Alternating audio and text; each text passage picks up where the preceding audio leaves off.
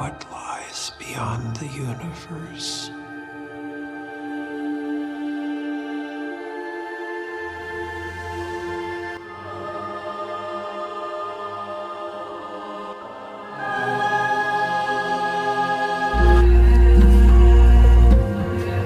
আর শুরুতে একটা রিলেটেবল জিনিস বললি, আমরা প্রায় ঘুমিয়ে অনেক অহেতুক অমূলক কিছু স্বপ্ন দেখি। এমন সব স্বপ্ন যেগুলো কোনো অর্থ হয় না। যেমন বলা যায়, অচেনা কোথাও হাঁটছি, আবার দেখছি হঠাৎই সামনে রাস্তাটা শুরু হয়ে গেল। কিংবা এমন সকল ঘটনা ঘটতে লাগলো যা বাস্তবিক জগতে ঘটা কোনোভাবেই সম্ভব নয়। বিজ্ঞানের ভাষায় এমন অহেতুক স্বপ্নগুলোকে বলা হয় কাফকাস্কে নাইটমেয়ার বা অনর্থক স্বপ্ন। কিন্তু কেমন হবে যদি এই অবাস্তব অযৌক্তিক ঘটনাগুলো ঘটতে থাকে কারো বাস্তব জীবনে? এমনটা হওয়া কি আদৌ সম্ভব? সেই রহস্যের জট খুলবে 2024 সালে মুক্তি পাওয়া ডাচ সিনেমা মিস্টার কে। তো চলুন জেনে নেওয়া যাক তার ঘটনা প্রবাহ। মূল গল্পে প্রবেশের পূর্বে আরও একবার বলে রাখি যে গল্পে দেখানো মূল চরিত্রের সাথে ঘটে যাওয়া ঘটনাগুলো একেবারেই অবাস্তব, যার কোনো শক্তপোক্ত ব্যাখ্যা বা অর্থ নেই। এমনকি মুভিতেই এগুলো কেন তার সাথে ঘটছে এরও কোনো উত্তর নেই। তাই গল্পের অনেক কিছু দর্শকদের কাছে এলোমেলো, উদ্ভট, অদ্ভুতরা লাগতে পারে। কিন্তু সাথেই থাকুন, গল্প শেষে অবশ্যই সাধ্যমতো চেষ্টা করব আপনাদের ডাউটগুলো ক্লিয়ার করার। তো চলুন মুভির মূল গল্পে প্রবেশ করা যাক। মুভি শুরু হয় এর মূল চরিত্রের গভীর কিছু উক্তির মাধ্যমে, যার অর্থ হলো প্রতিটি মানুষ নিজে নিজে এক একটা জগৎ। জীবনে বড় একটা সময় যারা এক অদৃশ্য অন্ধকারে ঘুরপাক খায়। মানুষ আসলে একা, বড্ড একা, বা হতে পারে শুধু আমি এমন একা। গভীর এই উক্তির সাথে শুরু হয় মুভির গল্প। দৃশ্যপটে আসে গল্পের মূল চরিত্র, যার নাম হলো মিস্টার কে। পেশায় জাদুকর মিস্টার কে নিজে জাদুবিদ্যা পারদর্শী হলেও ব্যক্তি জীবনেও ছিলেন বেশ একাকী ও বিমর্ষ, যেটা গল্পের শুরুতে তার বলা উক্তিগুলো থেকে বোঝা যায়। যাই হোক, এক জায়গার অনুষ্ঠান শেষে কর্মব্যস্ত মিস্টার কে রওনা হয় তার পরবর্তী গন্তব্যের দিকে, যেখানে তার ঠিকানা হয় নেদারল্যান্ডসে। উদ্দেশ্য তো বরাবরের মতোই নিজের জাদুবিদ্যার ভেলকি দেখানো। তাই ব্রিফকেসে নিজের অল্প কিছু জিনিসপত্র নিয়ে তিনি চলে আসেন একটি হোটেলে। হোটেলটা বাইরে থেকে দেখতে অনেকটা পুরাতন এবং সাথে কিছুটা ভৌতিকও বটে। কিন্তু মাত্র এক রাতের জন্য আর বিলাসবহুল হোটেলের পথে পা না বাড়িয়ে মিস্টার কে এখানেই থাকার সিদ্ধান্ত নিয়েছিল। মিস্টার কে তো এই হোটেলের ভিতরে প্রবেশ করেছিল, ব্রিফকেস হাতে এখন সে রিসেপশনে এসেছিল। পড়াশোনা কিংবা চাকরির পাশাপাশি গেমিং করে মোটা অঙ্কের টাকা ইনকাম করা যায়, জানতে চান কিভাবে? তাহলে চোখ রাখুন আমাদের আজকের আলোচনায়। বাংলাদেশের অন্যতম জনপ্রিয় এবং বিশ্বস্ত বেডজিলি এখন আরও আকর্ষণীয় অফার নিয়ে এসেছে। নতুন অ্যাকাউন্ট খুলে নিশ্চিত নিন 1111 টাকা সাইন আপ বোনাস কোনো ডিপোজিট ছাড়াই। অ্যাপ ডাউনলোড করার সঙ্গে সঙ্গে উপভোগ করুন 200 টাকা ফ্রি বোনাস। প্রথম ডিপোজিটে থাকছে 150% অতিরিক্ত বোনাস। 1000 টাকা ডিপোজিট করলে অতিরিক্ত পাবেন 1500 টাকা। বেডজিলিতে খেলুন এবং নিয়ে নিন Royal Enfield bike, TV, smart watch, JBL party box, headphone আর ক্যাশ পুরস্কার সহ দারুণ সব গিফট জিতুন। আপনার জেতা টাকা তুলুন 100% নিরাপদ লেনদেনে বিকাশ, নগদ, গুগল পে, ইউপিআই দিয়ে। পিন করা কমেন্টে ক্লিক করুন, অ্যাকাউন্ট খুলুন আর ইনকাম শুরু করুন এখনই। এবং ম্যানেজারের কাছে গিয়ে নিজের পরিচয় দিয়ে একটা সিঙ্গেল রুমের চাবি নেয়। এই ম্যানেজারকে সে নিজের কাগজ দেখিয়েছিল, পরবর্তী অনুষ্ঠান কোথায় হবে সে লোকেশনও জানতে চেয়েছিল। তবে মিস্টার কেকে দেখা মাত্রই সে ম্যানেজার যেন কেমন যেন একটি বিড়মি খেয়ে যায়। মুখে কিছু না বললেও তার অভিব্যক্তি ও অঙ্গিভঙ্গিতে পরিষ্কার যে মিস্টার কেকে তার কাছে অতটা সুবিধার বলে লাগছে না। যাই হোক, তার সাথে আপাতত কথা না বাড়িয়ে তাকে চাবি বুঝিয়ে দেয় ম্যানেজার এবং ধরিয়ে দেয় হোটেলে থাকা নিয়ম শৃঙ্খলার লম্বা একটা লিস্ট। এই রুলসের মধ্যে ছিল উচ্চ শব্দে গান বাজানো যাবে না, কঠোর নিষেধাজ্ঞা, কারো অসুবিধা হয় এমন কাজ করতে নিষেধাজ্ঞা সহ আর অনেক কিছু। এই পর্যন্ত তো সবই স্বাভাবিক ছিল, কিন্তু চাবিটা মিস্টার কের হাতে বুঝিয়ে দিয়ে যেতে যেতেই ম্যানেজার তো বলে ওঠে যে এখানে এসেছেন ভালো কথা, শুধু আমাদের বিপদে ফেলবেন না। এই কথাটা বলে তাড়াহুড়া করে তো ম্যানেজার চলে যায়। মহিলার অদ্ভুত ধরনের কথা, মিস্টার কে বিষয়টা বুঝতে পারেন এখনই।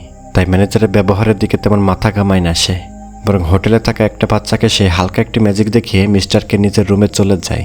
তবে চমকের জন্য মাত্র শুরু। রুমে প্রবেশ করার পরে মিস্টার কে দেখে যে তার খাটের নিচ থেকে যেন এক ব্যক্তির পা অস্বাভাবিকভাবে বেরিয়ে আছে। মনে হচ্ছে খাটের নিচে কেউ শুয়ে আছে। দেখে যে কেউ ভাববে যে হয়তো কোনো লাশ খাটের নিচে ওইভাবে শুয়ে আছে বা পড়ে আছে। তাই কিছুটা কৌতূহল ও ভয় নিয়ে তো মিস্টারকে ধীরে ধীরে খাটের নিচেটাই উকি দিয়েছিল। উকি দিয়ে মাত্রই তো তাকে চমকে দিয়ে সেখান থেকে একটা বয়স্ক লোক যেন বেরিয়ে আসে। লোকটা অদ্ভুত এক চাহনি দিয়ে সে তো রুমের বাইরে চলে যায়। ব্যাপারটা অদ্ভুত, তাই না? তবে এই রুমে যেন মিস্টার কের জন্য একের পর এক সারপ্রাইজের ঝুলি ঘুরে বসেছিল। একটা ধাক্কা খেয়ে নিজেকে সামলে নেওয়ার আগেই এবার আরেকটা ধাক্কা খাই সে। মানে রুমের থেকে আলমারি খুলে দেখে যে সেখানে লুকিয়ে আছে অল্প বয়সী একটা মেয়ে। তার পরনের পোশাক দেখে বোঝা যাচ্ছিল যে এই মেয়েটি যেন হোটেলেরই কোনো এক কর্মচারী। এখন স্বাভাবিক দৃষ্টিতে আটকা রুমে খাটের নিচে একজন আর আলমারি তার একজন লুকিয়ে থাকার ঘটনাকে অনেকে অনেকভাবে নিতে পারেন, কিন্তু সত্য কথা বলতে তো কিছুই না এগুলো। কেননা লজিকলেস এই সিনেমায় যে আরও অনেক কিছু ঘটবে, সামনে আরও কতভাবে আপনার চিন্তাকে বুড়ো আঙ্গুল দেখাবে, তাই এখনই আপনি কল্পনাও করতে পারবেন না। যাই হোক, গল্পে ফিরি। দুটো অপ্রত্যাশিত ধাক্কাকে সামলে নিয়ে মিস্টার কে তো রুম থেকে বাইরে যাই একটু ফ্রেশ হাওয়া নিতে।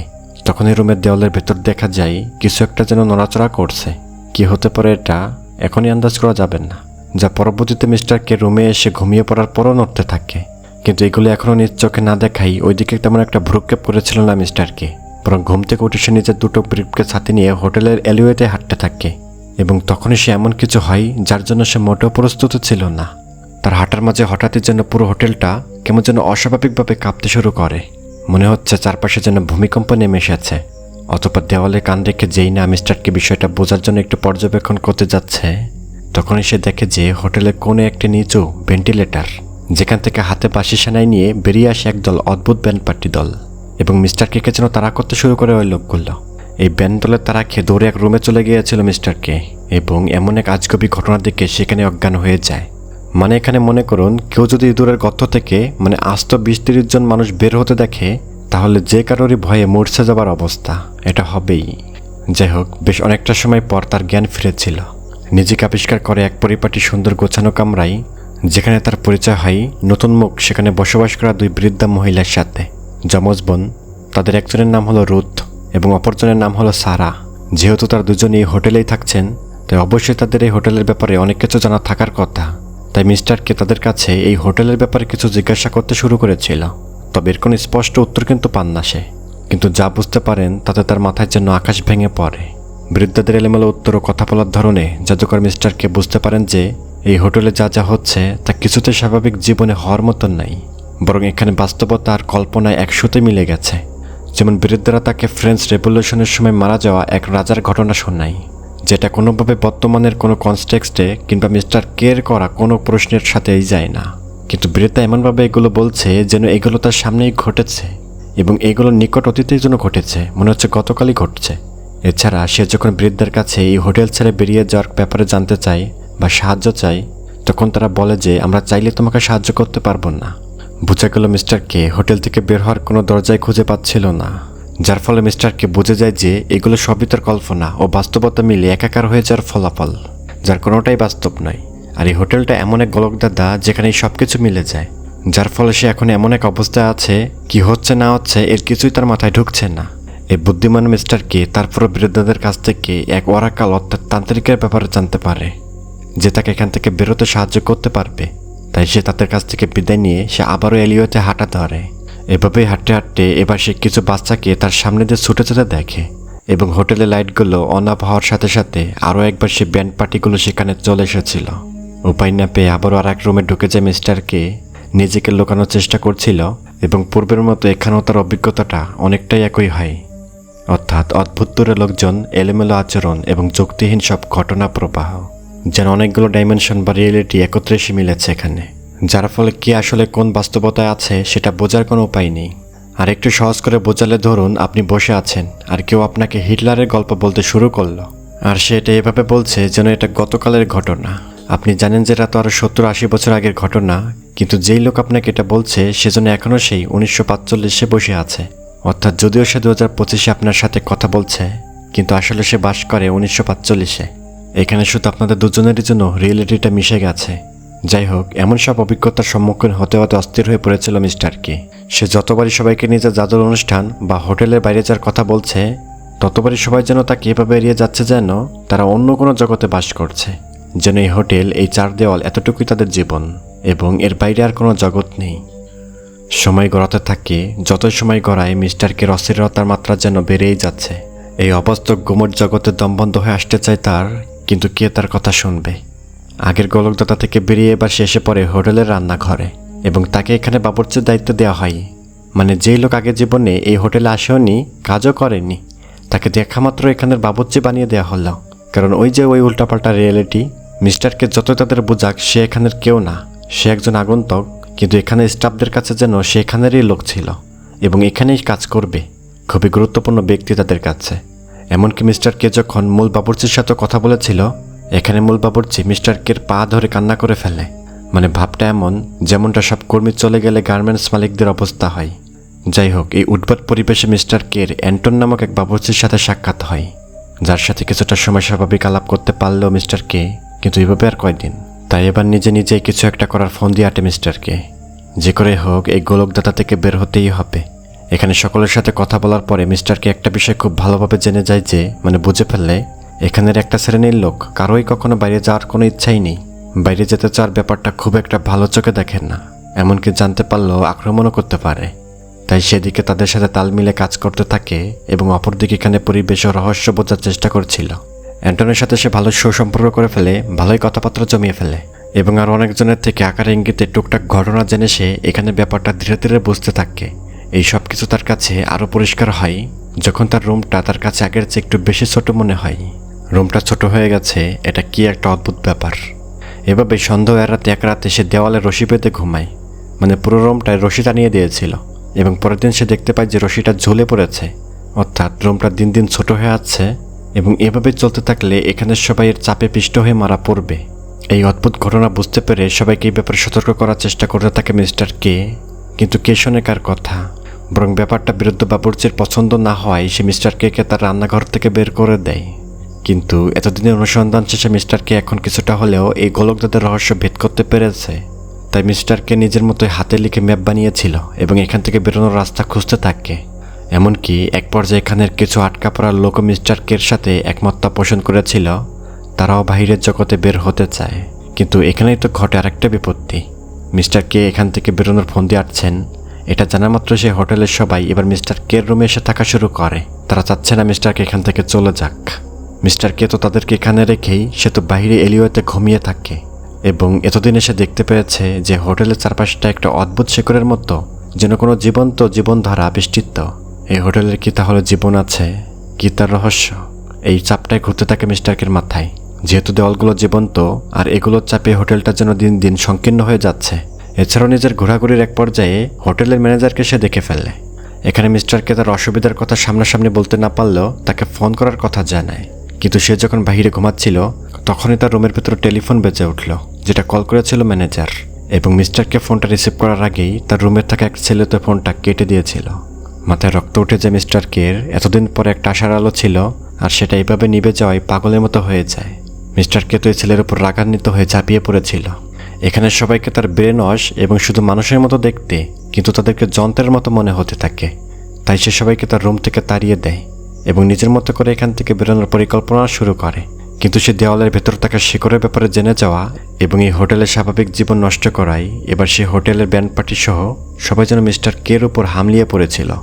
অর্থাৎ এখান থেকে পালানোর একমাত্র উপায় এখন তার রুমের ভেতর থেকেই কোনো পথ বের করতে হবে। এভাবে দেখা যায় মিস্টার কের রুমের উপরের দিকে, উপরের ফ্লোর থেকে দেওয়াল ফুটো করে তাকে দেখতে থাকে সে বৃদ্ধা দুজন, যার নাম রুথ এবং সারা।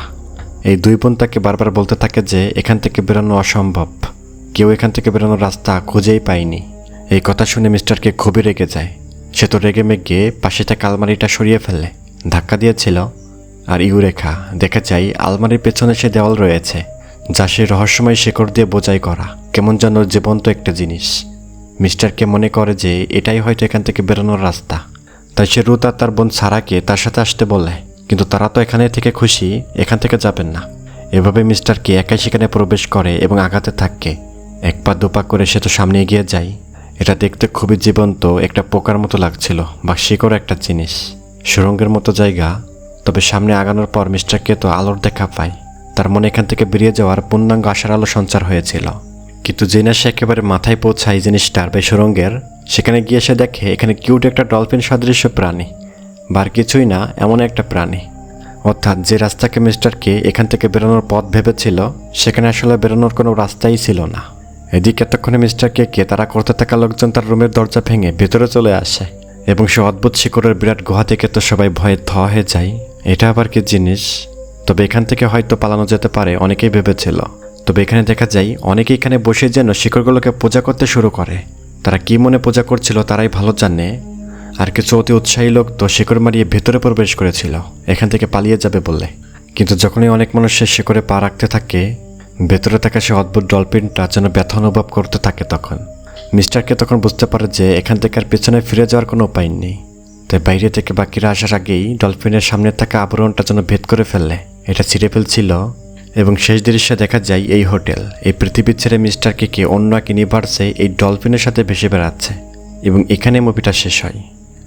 অবশ্যই এতক্ষণ যারা ভিডিওটা দেখছেন তাদের অনেকেই এখন মাথা চুলকাচ্ছে, হয়তো ভাবছেন হলোটা কি, আর বুঝলামই বাকি। আসলে শুরুতে আমি বলে নিয়েছিলাম যে এই মুভিটা পুরোপুরি বাস্তবতা থেকে বিচ্ছিন্ন এক গল্প দিয়ে মারানো, যার কারণে একে আমি অমূলক স্বপ্নের সাথেও তুলনা দিয়েছি। তবু যদি এর পিছনের গল্পটা আমি আরেকটু সহজভাবে ব্রেকডাউন করি তাহলে বলা যায় যে যখন প্রথমবার মিস্টার কে সে দুই বৃদ্ধের সাথে আলাপ করে তখনই তিনি বুঝতে পারেন যে তিনি একটি গোলকধাঁধায় আটকে পড়েছেন। এটা একটি হোটেল কেন্দ্রিক। প্রতিটি করিডর, প্রতিটি দরজা তখন তাকে যেন আরও গভীরে নিয়ে যায়, যেন হোটেলটি নিজে একটি জীবন্ত সত্তা। তিনি বিভিন্ন অদ্ভুত চরিত্রের মুখোমুখি হয়, যারা হয় হোটেলের বাসিন্দা নয়তো কর্মচারী। তাদের আচরণ, কথাবার্তা এবং উপস্থিতি সবই যেন অস্বাভাবিক, যা মিস্টার কে আরও বিভ্রান্ত করে তুলেছিল। হোটেলের রান্নাঘরে মিস্টার কে যখন কাজ করতে শুরু করেছিল সেখানে তিনি লক্ষ্য করেছিলেন যে ডিম একটি গুরুত্বপূর্ণ উপাদান। ডিম এখানে একটি প্রতীক হয়ে ওঠে, যা নতুন জীবন, সম্ভাবনা এবং পরিবর্তনের ইঙ্গিত দেয়। তবে হোটেলের নিয়মাবলী অদ্ভুত এবং কঠোর, যা মিস্টার কে আরও বিভ্রান্ত করে তুলেছিল। তিনি বুঝতে পারেন যে এই হোটেলটি শুধুমাত্র একটি ভবন নয়, বরং একটি মানসিক অবস্থা যা তার নিজের মনের প্রতিফলন হতে পারে। একদিন মিস্টার কে হোটেলের করিডোরে হাঁটতে গিয়ে হঠাৎই একটি ব্যান্ডলের মুখোমুখি হয়েছিল, মনে আছে তো? যারা দেওয়ালের মধ্য দিয়ে বেরিয়ে এসেছিল এবং তাকে তাড়া করতে শুরু করেছিল। এই দৃশ্যটা কিন্তু বাস্তবতার সীমাকে অতিক্রম করে ফেলেছে, যা মিস্টার কে আরও আতঙ্কিত করে তুলেছিল। মিস্টার কে তখন একটু আন্দাজ করতে পারেন যে এই হোটেলটি একটি জীবন্ত সত্তা, যা তার মানসিক অবস্থার প্রতিফলন এটাও। এভাবে মিস্টার কে হোটেল থেকে বের হওয়ার জন্য বিভিন্ন চেষ্টা করেছিল, তবে প্রতিবারই ব্যর্থ হন। তিনি বুঝতে পারেন যে এই হোটেলটি তার একাকিত্বের প্রতিফলন এবং এখান থেকে মুক্তি পেতে তাকে ভয়, একাকিত্ব এবং অনিশ্চয়তার মুখোমুখি হতে হবে। এই চিন্তাভাবনা থেকে তাকে একটি নতুন দৃষ্টিভঙ্গি দিয়েছিল তার মন, যা তাকে হোটেল থেকে মুক্তির পথ দেখিয়েছিল। তাই সোজা কথায় মিস্টার কে এই সিনেমাটি একটি মানসিক যাত্রা, যা কিনা একাকিত্ব, বাস্তবতা এবং আত্ম অন্বেষণের প্রতিফলন। মিস্টার কে এর অভিজ্ঞতা আমাদের শেখায় যে কখনো কখনো আমাদের নিজেদেরও ভয়, অনিশ্চয়তার মুখোমুখি হতে হবে, যাতে আমরা সত্যিকারের মুক্তি পেতে পারি। আচ্ছা, এই মুভিটি কিন্তু আমাদের জীবনের গভীর একটা বার্তা দেয়, যা আমাদের নিজস্ব জীবনের কোনো এক অদেখা অ্যাঙ্গেলের সাথে কোনো একভাবে মিলেই যায়। সুতরাং এই ছিল মিস্টার কে এর গল্প। তা কেমন লেগেছে ভিডিওটা জানিয়ে দিন কমেন্টে। ভালো লাগলে অবশ্যই বেশি করে শেয়ার করিয়েন। এখানে বিদায় নিচ্ছি, ভালো থাকবেন।